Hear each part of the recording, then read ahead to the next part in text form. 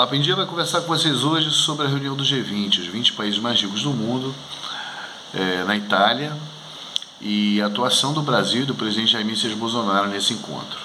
Mas antes, você já sabe, vai lá, dá um like, se inscreve no canal, comenta, compartilha com os amigos e ajuda a gente a manter o nosso papo sempre equilibrado e de bom senso. Bom, meus amigos, o que ocorre? Mais uma vez o Brasil passa uma vergonha internacional, uma vergonha mundial. E aqui no Brasil, a gente fica discutindo besteira, discutindo coisas que não têm relevância. Adeptos, não sei por que motivo, desse presidente ignóbil, desse presidente esquálido, mal educado, uma pessoa sem lastro, sem peso, não enxergam, não atentam para as coisas que deveriam atentar. Se dizem patriotas, mas não estão preocupados com o Brasil. Estão preocupados em defender a causa de um idiota, que é o que esse presidente Jair Messias Bolsonaro é. Então vejamos, o grupo do G20, os 20 países mais ricos do mundo, concentra o seguinte: 90% do nosso PIB se dá em face das relações com esses países. 90% do produto interno bruto. Esses países representam 80% do comércio internacional e representam 65% da população mundial. Esses países, quando se encontram no G20, têm uma pauta de discussão. Pauta que faz sentido. Nós estamos discutindo hoje no mundo os dois assuntos mais importantes: clima, ecologia. Nós estamos discutindo tecnologia. Estamos discutindo comércio. E o Brasil passa a vergonha de ter um presidente isolado, um presidente que sequer fez parte da foto dos líderes na Fontana de Trevi, um presidente que saiu antes do jantar diplomático, um presidente que não foi recebido por vejam bem, nenhum líder mundial, não fez parte das conversas. O Brasil hoje está completamente desacreditado internacionalmente, porque nós temos um desmatamento na Amazônia terrível. Isso envolve política meta-ambiental. Nós não temos. Os países no mundo inteiro estão preocupados com isso e o Brasil está fora dessa discussão, quando nós temos uma parte da Amazônia. O Brasil não conseguiu, Jair Messias Bolsonaro, discutir com nenhum líder mundial sobre encontro bilateral, comércio, sobre nada, porque vários motivos concorrem para isso. Primeiro, ele é uma pessoa que não sabe falar sequer o português, quanto mais o inglês. Eu não sei nem como é que esse homem diz que fez a Academia Militar das Agulhas Negras. Segundo, muito mal assessorado. Ele leva para passear com ele o filho dele, que é vereador do Rio de Janeiro, que abandona as suas funções, não sei porquê, para viajar com o papai.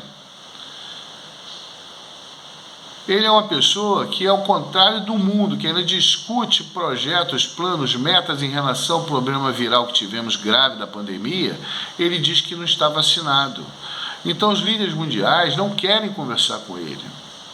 Isso traz consequências para o Brasil. Se você chegar hoje para o presidente Messias Bolsonaro e perguntar por que o petróleo sobe no mundo inteiro, quais as consequências disso, quais são as providências a serem tomadas, ele não sabe. Não sabe, não tem ideia e anda mal assessorado. É inadmissível que o ministro Paulo Guedes ande para um lado enquanto que o presidente vai para outro, não participe desses encontros. Então nós estamos fora de rota. O Brasil é um navio à deriva e a gente tem que observar essas coisas. Ontem, o repórter do jornal O Globo, Leonardo Monteiro, fez a seguinte pergunta para o presidente, fez uma pergunta ao presidente sobre a participação dele no G20. Ele chamou o rapaz de sem vergonha, de não ter vergonha na cara, porque trabalha para o Grupo Globo. Esse rapaz levou um soco no estômago do segurança presidencial e foi empurrado.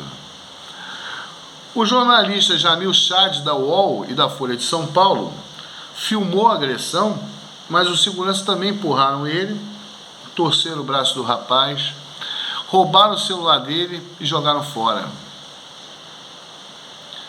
Essa agressão à imprensa, que é o pilar, um dos pilares da democracia, é uma vergonha sem precedentes na história do país. Richard Nixon sofreu uma campanha do Washington Post que culminou na renúncia dele à presidência dos Estados Unidos e nunca deixou de dar, nas suas coletivas, entrevista ao Washington Post. Nunca agrediu, nunca houve casos de agressão nos Estados Unidos à imprensa. Nos países sérios, democratas, desenvolvidos, isso não ocorre. Aqui o presidente Jair Messias Bolsonaro, ele acredita à Rede Globo uma pseudo linha de esquerda editorial, que não é verdade. Assim como a esquerda, principalmente Lula e o próprio Leonel Brizola, sempre acusaram a Globo de ser de direita. Quer dizer, os nossos líderes, os nossos governantes, eles acham que a imprensa tem que servir a eles. Se não os servi-los, não presta. E se dão o direito de agredir, de caluniar, de difamar, de injuriar, quando todas as linhas editoriais do mundo têm suas posições políticas. Aqui no Brasil isso não ocorre. Aqui no Brasil ocorre em alguns casos, e eu respeito isso. A Jovem Pan, por exemplo, ela é nitidamente bolsonarista e de direita. Qual o mal que há nisso? Você vê se quiser, você escuta se quiser. Se a Rede Globo é de esquerda, você não é obrigado a vê-la. Agora eu fico vendo uns absurdos de pessoas falando que o presidente vai caçar a concessão da Rede Globo. Primeiro que isso não é competência dele, isso é competência do Congresso Nacional. E segundo que isso é um absurdo. A Rede Globo gera emprego, a Rede Globo paga seus impostos, assim como deve pagar a Record, como deveria pagar a Bandeirantes, são canais de comunicação, são canais da imprensa. Isso não vem ao caso, isso é caso administrativo. Se tiver que caçar concessão por isso, por aquele motivo, que se faça. Agora, o que não se pode fazer é calar a voz da imprensa, porque a imprensa é responsável pela transparência, pela informação, é responsável pela lisura e pela conduta com que os governantes, com que o país deve fluir, deve se manifestar. Então isso é uma vergonha. E essa vergonha se dá porque nós temos um presidente da República que consegue ser tão ignóbil, tão esquálio, tão ridículo, e ainda tem pessoas que acreditam nele. Fala de Deus, mas não segue nenhuma linha religiosa. Fala de Cristo, mas não segue os ensinamentos de Cristo. Prega violência quando deveria pregar amor e paz. Prega discórdia e ódio quando deveria pregar concórdia. Se diz um capitalista, mas não conhece nenhum princípio capitalista. Que capitalismo é esse que não tem parcerias públicos-privadas, não tem linha de crédito, não tem investimento? Quando ele vai para uma reunião dessa, ele não investe nas relações bilaterais, não procura o melhor para o país, até porque não tem conhecimento disso. Tem um ministro da Economia que é completamente dissociado com a realidade do povo brasileiro e com a nossa história. O povo está passando fome. O povo está passando fome, o povo brasileiro está na miséria. Será que ninguém vê isso? As pessoas estão preocupadas se o filho do super-homem é homossexual, bissexual, sei lá o que ele é. O super-homem não existe. E, aliás, é bom tocar nesse assunto que eu não iria nem falar, mas eu vou falar. Não por uma questão de homofobia, por uma questão até de cultura e de conhecimento. O gibi, a história em quadrinho, como qualquer literatura, é uma manifestação, uma expressão artística da sociedade. Se o super-homem em 1930, no pós-guerra, ele era necessário, depois naquela época, e surge como sendo um super-homem, porque o homem tem a necessidade de ser um super-homem. Assim como o Capitão América surge na Segunda Guerra enfrentando os nazistas. Assim como o Recruta Zero, que começou como universitário, ele entra para o exército por causa da Guerra da Coreia. Os personagens, eles surgem de acordo com as suas expressões da sociedade, à sua época. Então, o filho do super-homem ser bissexual, homossexual, não é apologia nenhuma. É simplesmente a constatação de que o mundo mudou. Nós não estamos vivendo mais nos princípios do século XIX e século XX. Se você acorda, discorda com a questão homossexual, bissexual, que o faça com argumentos. desde que isso interfira na sua vida. Eu não estou preocupado com o homossexualismo, o bissexualismo, eu estou preocupado com a falta de índole, de caráter do povo brasileiro.